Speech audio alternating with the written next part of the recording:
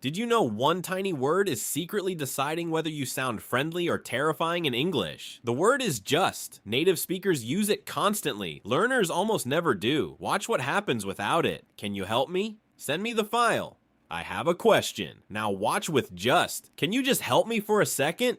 Just sending this over. Just a quick question. Completely different feeling, right? Without just, your message sounds like a demand. With just, it sounds soft, polite, no pressure. Native speakers do this automatically. Nobody taught them. It just happened. But nobody ever taught you. And that's not your fault. The good news is you can start using it today. Just checking in. Just wondering. Just wanted to say hi.